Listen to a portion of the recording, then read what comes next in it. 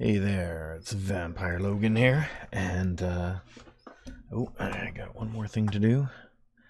I need to get my browser capture going here. One moment. Watch that one. Okay, and let's just focus on mine first. Okay, so today I'm doing a Vampire Logan Auspex, which is, if you haven't seen it before, is my kind of talk show about gaming news or stuff. Auspex, the word, is both a old-timey word that has also been used in the Vampire the Masquerade game. It's a tabletop role-playing and LARP game. Two multiple games from Wizard or World of Darkness kind of role-playing game. And so Auspex is a vampire power that allows vampires to have enhanced perception.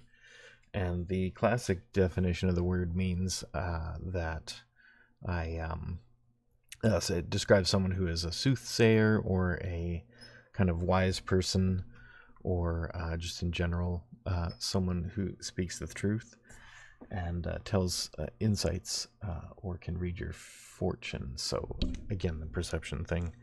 So I use that as my talk channel where I talk about game news. I work in the game industry, and I have for quite some time, and so I know a little bit about behind the scenes, as well as I'm a avid gamer and I play a lot of games. So lately I've been doing a couple different things I tried to do with this show.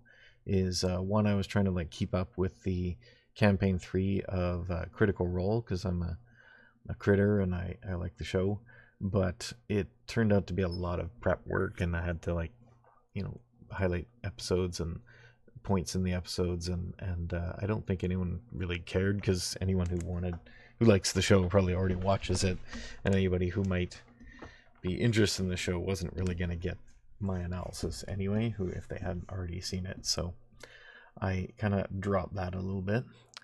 But a couple of things I did want to do is go into like gaming news. And so I've been a big Blizzard fan since back in the days of for the first Warcraft and second Warcraft RTS games, and StarCraft, and all the way through WoW, and currently Overwatch for the past 6 years. So I've been following them for quite a while. I was really disappointed to hear the news of stuff that had happened to the employees there, and I feel for them. Working in the game industry can be hard in many ways, and they made it even harder. But with the Microsoft buyout, there was some kind of good news and hope on the way. Maybe it was hopium, I don't know, but it was there. And so I did a video a while back. Actually, let's go back to the first one, about what they should do. And the first one I did was before the buyout. Oh, it's over here. And the second one I did was like an update when I found out about the buyout. And then I'm doing a third one now because I just want to well, first, two things I want to do today. Two things I love to do, and one of which is a happy St. Patrick's Day, and drink a Guinness in honor of that day. And so here, I don't know if you'll be able to see this, but here is my Guinness glass, and I'm pouring with the beautiful cascades that when you pour a Guinness you can be fascinated by for a few minutes before you drink it. And I'll just hold that up. I don't know if that's going to show with my camera. Let's move that up. Oh, it wants to filter it out because it's not a face. There we go. It's near my face. That is my Guinness. That was a pretty good pour. Okay, and then the other thing I like doing, one of my favorite things to do, is point out when I'm right. So this is a little bit of a, hey man, look at this. But I wanted to talk about the Blizzard changes that have just been recently announced that match up with my what Blizzard should do. So the first thing I did was let's find this one. Blizzard is doomed unless, which was my title. Today's topic is so I'm gonna jump to, I think I have a document where I show all this stuff. I don't think I show my notes in this video. Anyway, maybe we just look down here and see what I said about it. So I was examining the future of Blizzard and Overwatch, and I listed a clear roadmap of items that I think they should do to save their company, their reputation, and Overwatch specifically. This was after finding out the news about their allegations and the 2-year lawsuit. And then I wanted to go into other games besides just Overwatch in the later episodes, but I never got around to doing that. But if you take a look, okay, let me just jump to my intro here. Coming to a head right now. So I'm calling this episode Blizzard is doomed unless they do some of these things. So I have a list of things that I think Blizzard needs to do in order to survive, at least in the way that they have been. Now you may see that there are a lot of good games on this. I'm a huge Blizzard fan. I'm not down on them because Warcraft game. Tell about a bit about my history with. And it was nice to see that. It was fun. They had a very competitive scene. It was one of competitive first-person shooters and all these kind of things. You know, there was just so much disgusting things going on there that I think it came from the arrogance of their success and thinking they could get away with a lot of terrible things. And StarCraft 2, those were all like sold for, you know, decent prices, and people bought them. And don't front, that's what you're gonna do. You're gonna have to pay for it later, but right now we're gonna let you try it out. So you know what? I'm gonna just jump to this one because this is the one where I go over the other points of where I was right and wrong after the buyout. So let's jump into this one. So first thing I said last time was, I mean, the idea here is that Blizzard, before knowing about the Microsoft thing, I thought that Blizzard was kind of doomed just with the current direction they were going, the lawsuits, the lowering of their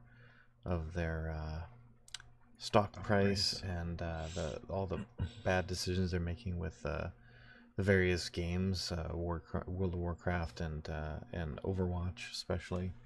But in light of the new information, they still need to do some things in order to save the company, but it's a lot less likely that they're going to just go away. Not when Microsoft bought them for $69 billion or whatever. That's a ridiculous amount. But they probably got a bargain on that based on the possible worth of all of the Activision titles combined, and then Blizzard as well. They probably just really got a you know, who knows how much all that is worth, but I'm looking that up. I suspect they got a really good deal out of that. Kind of like when Disney bought Marvel, they didn't, you know, they paid a lot of money for it, but now just with all the success that's had, has made them, you know, 10, maybe 100 times what they paid for it. So I think the same thing is going to happen here with Blizzard and Microsoft. So the first thing that I had said last time was they So here I have a list of things that Blizzard should do in order to save the company. It's kind of not so necessary for saving the company now, but still there are things that they should do. First one, top of the list, was fire Bobby. And I had mentioned that, you know, they would have to pay some amount of millions of dollars to get him out of there. But I figured it was worth, at the time I figured it was worth the cost, that he had already cost them so much just making all the decisions that kind of got them there. Granted, he did, you know, make a lot of decisions that made the company. So I ramble on a lot here. I'm going to just jump ahead and I'm going to do, I'm just going to go over my notes because I want to get this done fairly quick. And I realize I tend to ramble. So here's my notes. Basically, the things Blizzard needed to do was definitely fire Bobby, screw the cost, whatever it costs, get rid of him. He's just making bad decisions and he's arrogant. And he tried to keep the people who were causing the problems in the company. There was some talk of antitrust when Microsoft bought them, but I don't think that's going to be an issue because there's way too many game companies for that to be a problem right now. What is the... Oh yeah, fucking Bobby, even after like the acquisition, he's still talking about the metaverse. I don't know why he's still talking about that, because he's not relevant anymore from that. So just take your fucking money and shut the fuck up. And then the next thing they need to do, once they get rid of him, this may or may not be necessary now that Microsoft is in charge, but it would still be a good PR move for them to hire or promote a woman into the sole leadership position for reals this time, because when Bobby had put someone in, they put him alongside a man, and she was really a token role, was even paid less than the man, and it was a co-leadership role. It was just ridiculous, and she quit and flamed them for that, so that was ridiculous. The other option they could do is hire back Jeff and put him in charge, but I doubt they're going to do that. He's just, he's moved on, so. So yes, this still stands, but maybe less necessary because of the Microsoft thing. They need to get Overwatch 2 sorted out. And this is where I'm going to point out some of the things from the developer update. So the first thing I said was stop calling it a sequel. Nobody is fooled by this. It's not a fucking sequel. It's a PvE pack combined with some updates to PvP. Like, they're changing the art slightly. It's hardly even noticeable. And they're making it 5v5 instead of 6v6, which is a huge change to people who play the game, but to anybody outside, that is such a minor change that I doubt that it would change anyone's opinion if they didn't already like the game. The next thing is they need to make an expansion pack separating the PvE stuff and get that done as soon as they can and get it out the door so they can sell it and make money. That was before the Microsoft purchase. I said they needed to do that. Now with the Microsoft purchase, it still stands, but it should be easier now that Microsoft mainly cares about the Game Pass. And, you know, what else could they do now? Who knows? How long will this take? The deal doesn't conclude until 2023. It could be a long time before we see that PvE thing. So, and then the main thing they need to do, in addition to that, so separating out the PvE stuff into its own expansion pack, maybe just stop even calling it Overwatch 2, although I think they've already committed to that name. Then they need to get Overwatch 1 sorted out now, and this is mainly PvP. This still stands after the Microsoft takeover, because they need to get this stuff done and get the fans back online, or they're going to lose all the players that they basically just bought. So, but most of the following stuff now becomes more easy because of the Microsoft buyout. So the things they need to do to sort out Overwatch 1 is start a schedule for new content right now. And I'm going to jump down here to, yeah, I didn't put this in, but communicate with your player base. That's a huge one, and that's what this is about. So, hello, heroes of Overwatch. The team has been making great progress on the development of Overwatch 2. Daily playtests and feedback have given us confidence that we're creating something you're going to love. At the same time, we want to get the game in your hands soon, which leads to why I'm here today. But before I get to that, I want to thank our players for your continued support. We You're recognize welcome. we haven't communicated well, haven't Yes, kept you that up is to true. date, and honestly, we've let you down when it comes to delivering Overwatch content. You know, thank you for saying that, because a lot of people were pissed by them not communicating at all. And one of the things that many other companies besides Blizzard is kind of old school, and so they think they're going to make the best game and then release it and everybody will love it. But that style of company is no longer valid in modern day. The companies who do well now are ones who constantly communicate with their player base and constantly give updates as fast as they possibly can. So a good example of that is Riot Games. Despite their own problems internally with a whole employees and the management, they do a really good job of keeping up with their community and in improving the game constantly. And also, you know, another big game that is doing really well, which I don't much care for the style of game, but yeah, Epic Games Fortnite is just a huge, like, easy money game for them, and it's a free to play, and they just keep it updating it with new stuff and just like skins and fun things. And it's a, you know, it's a really old kind of genre even now, with battle royales, with kind of like a lot of the other ones have come and gone, and Fortnite has stayed around in that genre. You know, new ones like Apex Legends have come out and done pretty well for themselves, but you know, that's like, those kind of companies know how to deal with their player base. And then he goes on to say, hear you, and we're committed to more continual updates on all things Overwatch 2. This starts with my update to you today. I am very skeptical of this, because they've said that so many times, and every time it's like 6 months to a year before we hear anything else. So go ahead and say that. You need, at least you apologized, but I doubt they're gonna get to the speed of some of these other companies.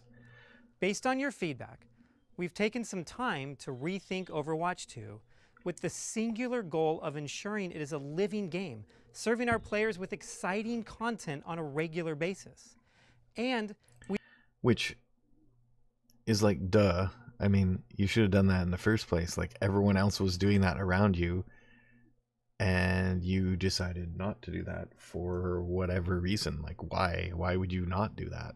So this seems like a no-brainer. Like, why should you shouldn't even be talking about this. You should have already done that. So that's kind of a non-statement. we are shifting our plan for Overwatch 2 to enable you to play it sooner. This starts with us decoupling the PvP features of the game from the PvE systems so we can bring you PvP sooner. Yeah, like I said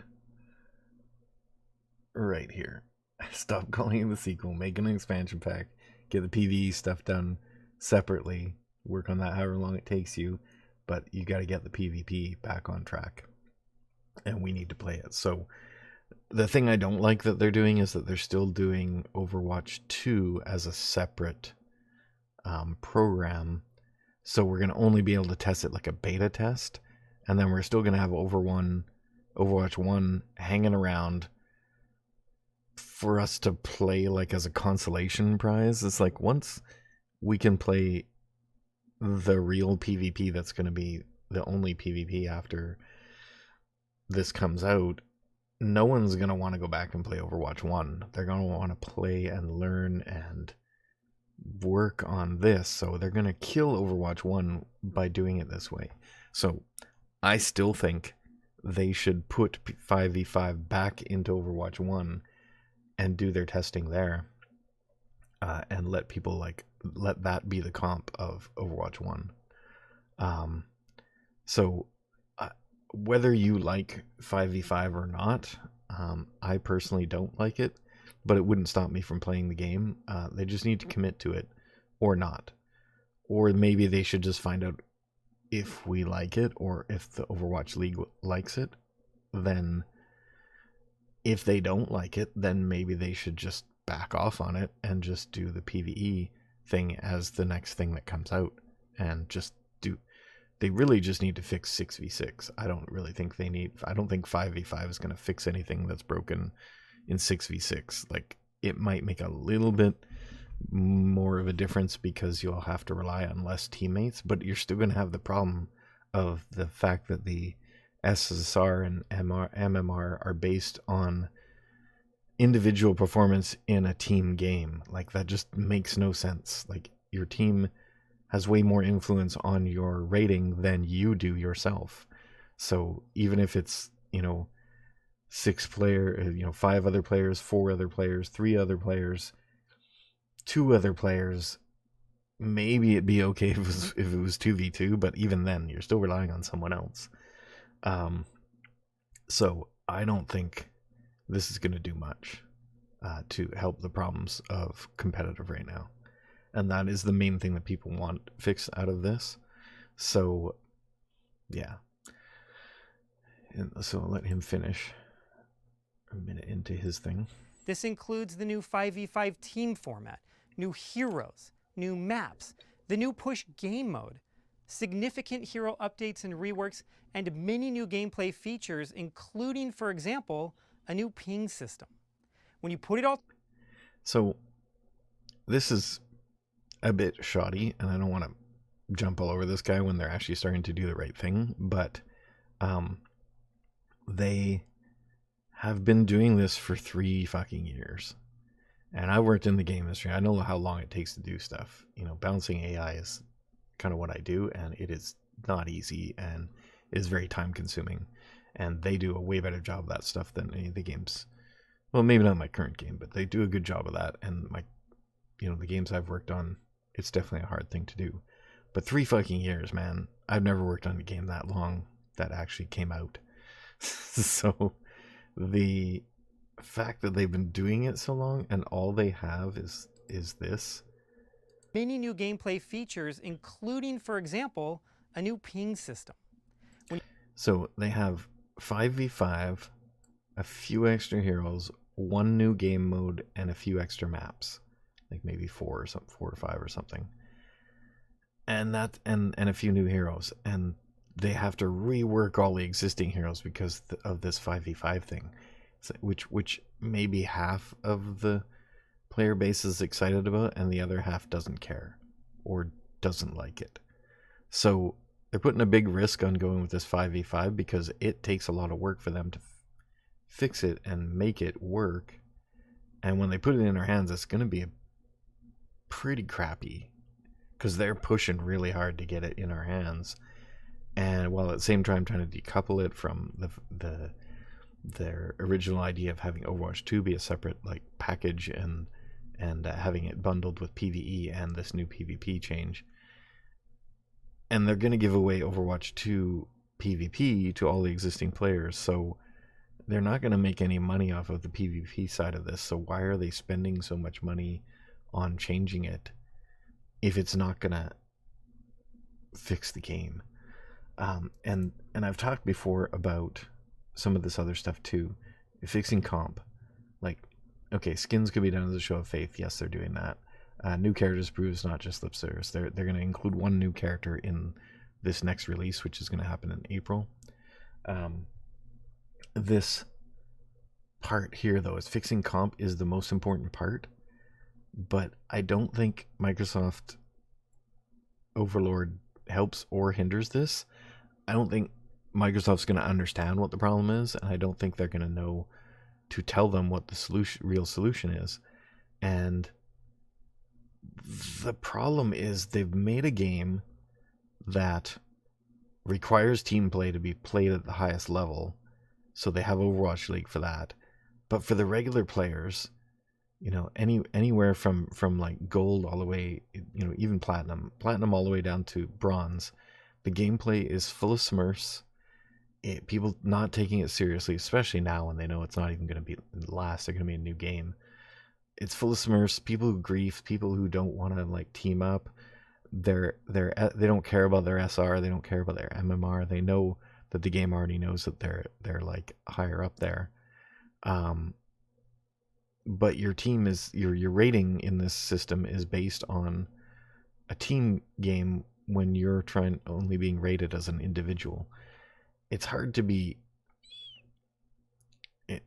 make a system that revolves around that inconsistency. So, and trust me, I've worked in a lot of games, and I know how hard it is, and I know why they're struggling with it so hard. But the solution that I think would bring more value than making Overwatch 2 and going 5v5 and trying to like reduce the dependence on tanks, or make at least one tank, only having one tank and making them have to sort of do all the tanking things and not be off tank versus main tank, is just, it's a whole rework to everything. And the rest of the game, like even other game modes, are going to be broken by that refocus. Like imagine if you made like all the tanks a little more powerful, because they're going to be the only tank in the game, so they all have some kind of damage mitigation, some kind of way to protect the team or help the team as a group and block damage for them. You know, your Roadhog is going to have to have something that like heals the team or something, which is crossing over into healer territory. And or he's going to have to be able to block things or whatever. Or they're going to get rid of a lot of the blocking shield type stuff.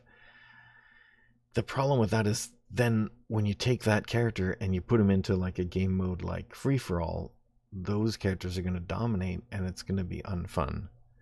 It's going to break all other game modes, because they have this dichotomy of how the tanks have to be, and they're going to be overpowered when they're on their own by themselves. It already has that with things like Doomfist in individual deathmatch. So the thing I think they need is maybe not go to 5v5, just fix 6v6. Give us a way to play comp as a real team game, and give up on the comp part being for casuals. There's already lots of stuff for casuals. There's the whole arcade, there's tons of game modes in there. There's quick play, which they can play and get a quick game. The game ends is similar to comp, but not quite, because the game will end in some cases where comp would get another chance at another match. I think they should change quick play to be exactly the same rules as comp, but make quick play the comp for casuals, and use the individual ranking system for quick play. And nobody can care about their rank in quick play, but they will have one if they want to care about it. Then for comp, they need to make it an actual team game and give up the casual part. Give people a way to group up, team up, use guilds or whatever you want to call it, and make the team gathering part required to play comp. Give the teams a name, give the team an SR and an MMR, give the guild some point system that they can build up. Let the player organizations arrange and run player tournaments, and give them support to do it properly, either monetarily or staffing wise. Let people put aside some people to help guild leaders arrange these tournaments. Let the player organizations police for the Smurf, the Thrower, the Griefer, and those problems as comp goes. In their tournament, they can ban people from their tournament, and then they can keep running tournaments until there are no Smurfs in there, and it's kind of a community of other teams and other players who will play properly for the way the game is intended to be played at the higher level, or even bronze all the way up through masters and grandmasters.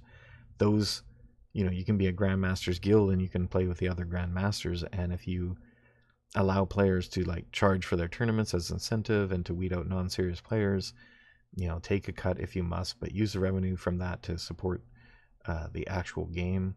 Do something about the bad players. Like there's another streamer called BTC, Blame the Controller, who had a suggestion about internal player policing for rewards that he found in another game, And it was funny enough that in that other game it was called the Overwatch system, and so it was for players to watch out for cheaters and to get some kind of in-game rewards for analyzing replays and checking to see if people are actually bad players. That takes the onus off of the support staff of the company to be doing all this stuff, and they have a lot of stuff on their hands already. And having a large staff for a large game like this with a large player base is you can't individually check all of the bad actors. So the reporting system as it is works okay, but it doesn't really discourage people from doing the bad behavior. So internal policing would reduce, I think, a lot of that and give the community a little bit of power that they sorely need to get more invested in this game. Just the fact that there would be guilds and people have a lot of control over what their guilds do and the player-run tournaments would be a huge form of natural player investment that they wouldn't need to pay for or do. They'd need to make the systems, obviously, but they wouldn't need to do a lot to make that. They've already got guild systems in WoW. It'd be pretty similar. And then just make better rewards for playing. Skins are great, but maybe some consumables or something that gives them a minor quality of life benefit. Something tied to socials of the players or people who run the guilds and tournaments. As mentioned above, maybe they get some advantages in the other games that they might play. Like, if you run a guild, you could maybe get something in World of Warcraft. I don't know. You could trade in some things for stuff from the shop. I don't know. Something like that. That would give them something, a non-game affecting reward that makes them feel invested in getting something for putting in the hard work. And let's just finish this. So let him finish. A new ping system. When you put it all together, okay, I'm going to rewind and watch what he says. Here's the things that they've added. We are shifting our plan for Overwatch 2 to enable you to play it sooner. This starts with us decoupling the PvP features of the game from the PvE systems so we can bring you PvP sooner. This includes the new 5v5 team format, new heroes, new maps, the new push game mode, significant hero updates and reworks, and many new gameplay features, including, for example, a new ping system. Yeah, so 6 new things. It's cool, but a lot of people think ping is gonna do save all the things I was talking about here. This part here is not going to do anything to fix comp. It will help people be able to indicate to other less experienced players where they should go and what they should do, but people don't do what you tell them to do when it's verbal. And granted, maybe it's harder to tell them where they need to go when they don't know all the maps, but just a ping is not going to fix the problem with noobs, and a griefer will just do the opposite of what you try to tell them to ping. Ping, go here. The griefer and the smurf is going to go off and do their thing anyway. So it does nothing to address that problem, and it does nothing to address the problem of your SR being based on individual performance in a team game. When you put it all together, this represents the most new content we have brought to our game since launch. Not true. Let me take a moment. Over the years, they've brought way more stuff to the game than just those things. That is a really small amount, considering that they've been working on it for 3 years. Granted, some of that 3 years was spent on the PvE product, so most of it was probably based on, put into that. I think only recently they probably started working on PvP because they're getting a lot of pressure on that front. So while I think this is a good thing, I just don't think it's going to fix comp. Moment to share how we got here. A few years ago, we made the call to focus our team's development efforts almost entirely on Overwatch 2. And as development of the sequel stretched on, it meant that the live game received less focus. It meant that we were... Huge mistake too. Why did they do that? if they're working in a completely new engine, like there was no tie of this thing to the old game, since they're calling it a sequel and they're doing it a brand new number. It's like Overwatch 2. They could work on the PvP for that and the PvE without, easily hiring and paying some more, or leaving some of the old people on Overwatch 1 to just keep building it while they do this, because they're going to take they've already taken 3 years. In 3 years' time, two or three programmers on Overwatch 1 could have done a ton of stuff, and they would have probably felt like they had a huge ownership on it. Maybe they might have been sad that they didn't get to work on the new stuff, but give it to like some of the juniors or the intermediate guys who now get to a promotion to like a leader position, and then a more important, like, they have full control of this thing. They can go in different directions than Overwatch 2 is going, or maybe borrow some stuff from there to bring it into the Overwatch 1 to keep it alive. I mean, it's not hard to just pay, like, in the amount of money, like the company was bought for $69 billion, like, or whatever, to pay 3 programmers for, and let's just say they're getting paid really well and they're getting like $100,000 a year. 3 guys, $300,000 for 3 years is $900,000. That's just barely $1 million out of a company worth like $69 billion. It's like, it's such a drop in the bucket. It would have made the audience so happy. It would have made the content creators happy because they would have stuff to talk about. It boggles my mind. Maybe a few designers and some QA people they probably would have needed, but those are kind of the most, the line of most bottlenecks is usually the programmers. So that's what they would need to do. And if they didn't have enough people on the Overwatch 2 team, I mean, there's tons of people who would have loved to work at Blizzard. I would have taken a job there, despite what I heard about what was going on there. I've applied there many times and never even got a call back. We're no longer delivering on one of our core values: to support our game by updating it and delivering content on a regular basis.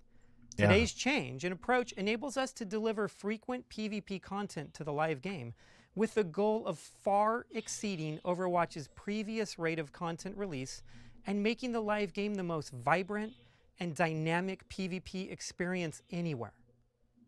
In that spirit, I'd like to share that we are beginning Overwatch 2 PvP testing this week, with a closed alpha containing many of these PvP features, as well as a new hero Sojourn.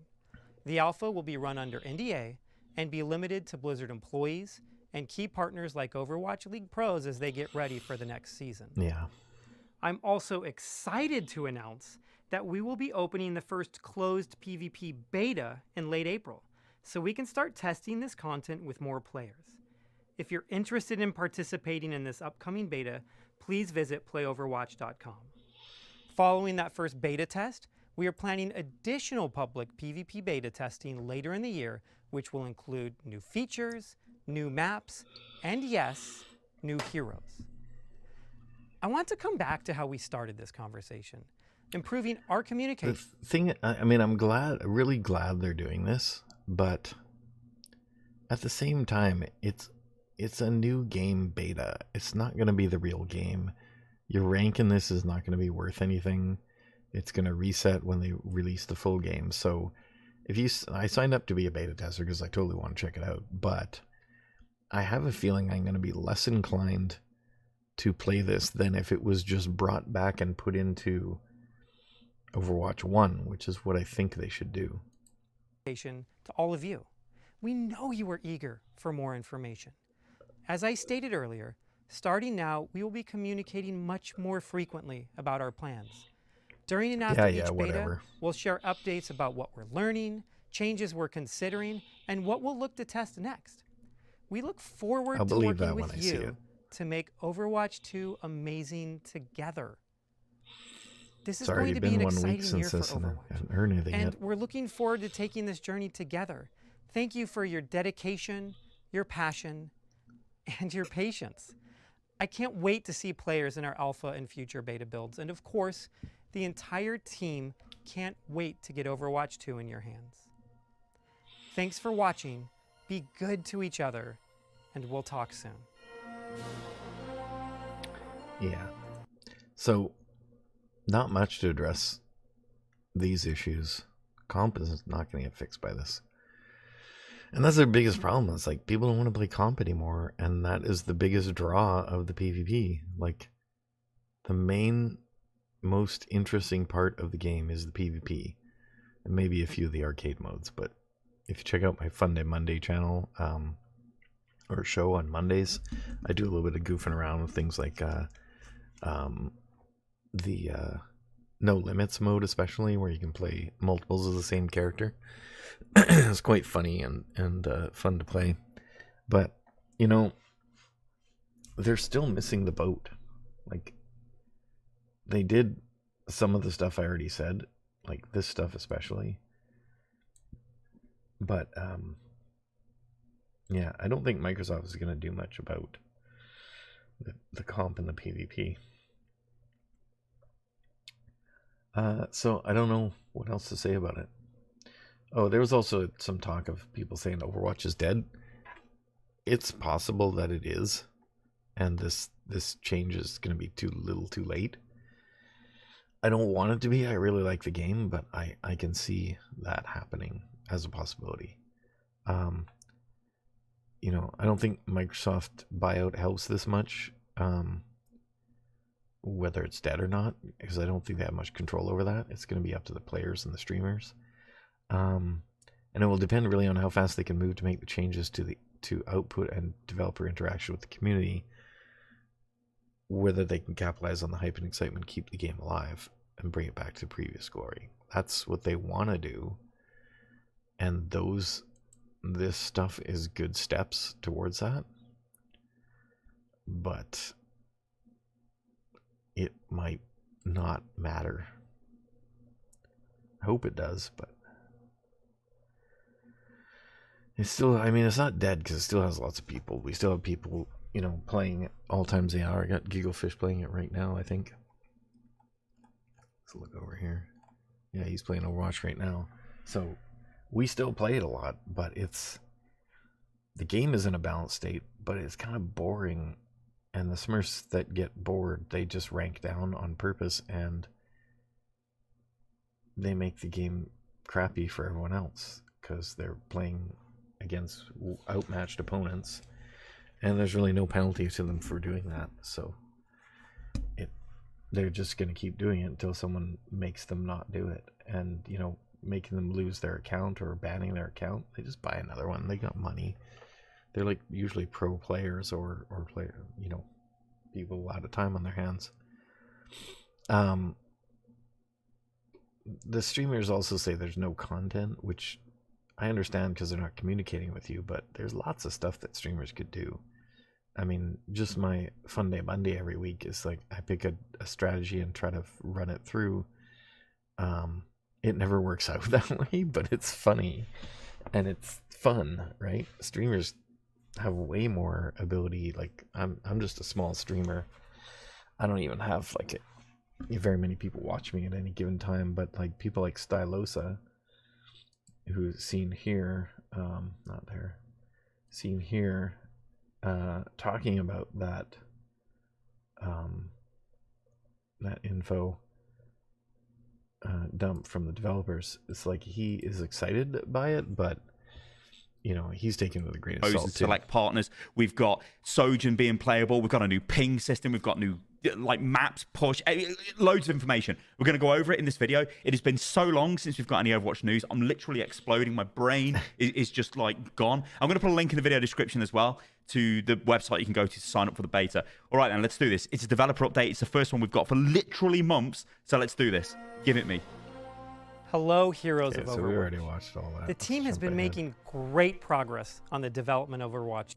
Of the sequel stretched on, it meant that the live game received less focus.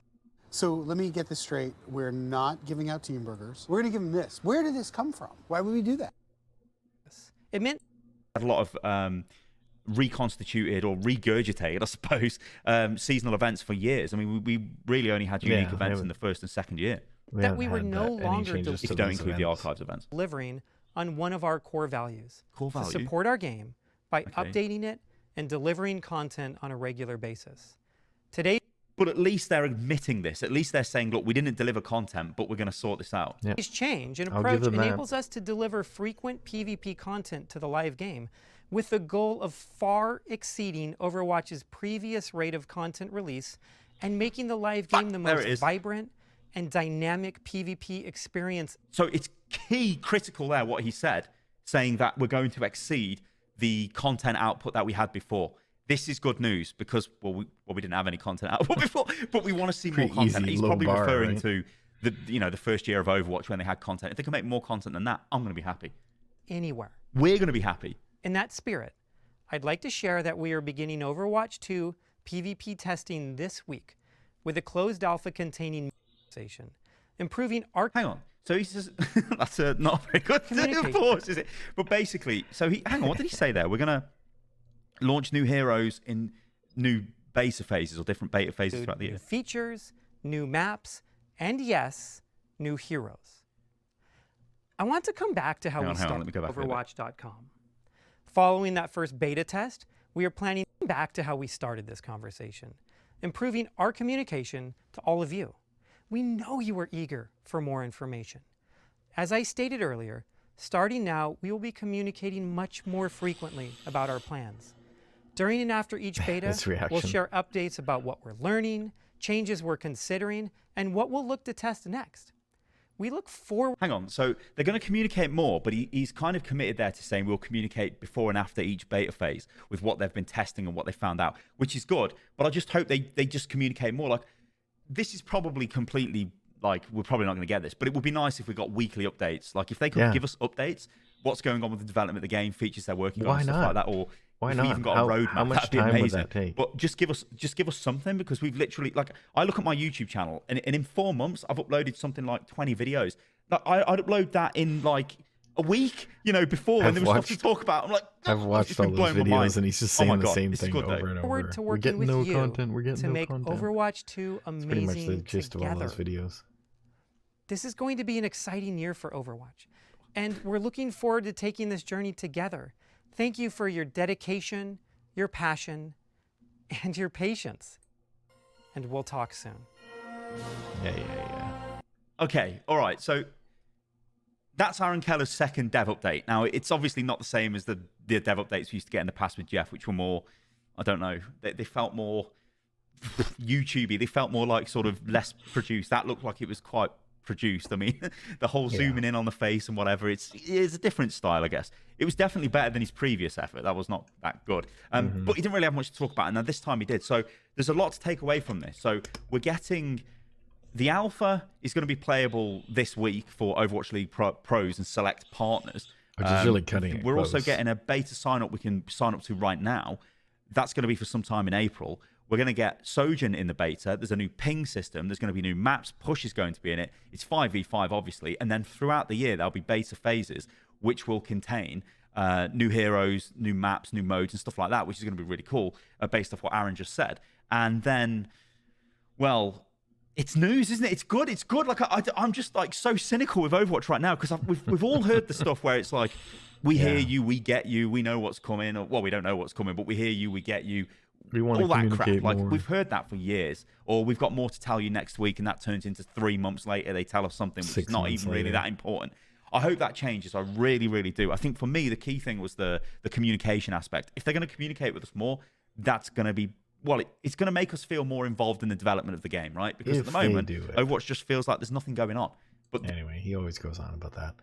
I honestly don't care one way or the other if they communicate. I just want them to communicate and then take feedback. Like, if we say that we don't like 5v5, what are they going to do? Are they going to take it out? Are they going to abandon it? Are they going to revamp everything and change their whole direction? Like, if they communicate and tell us this is what it is, and people don't like it, what are they going to do? Or if like people play test it and they're like, I don't like this 5v5, it's terrible, I'm not going to play this ever again. Like, they could lose like half of their audience this way. So I understand why they're hesitant to do this stuff, but it's better to know in game development. It's always better to know as soon as you can, you need to find out if the thing you're working on is fun. And waiting 3 years to like work on this thing for 3 years and have no player input, no like, people testing it and saying it's fun. Like, people inside the company are always going to say it's good. They don't want to rock the boat or piss off their management, especially with management like Blizzard's gone. That's toxic.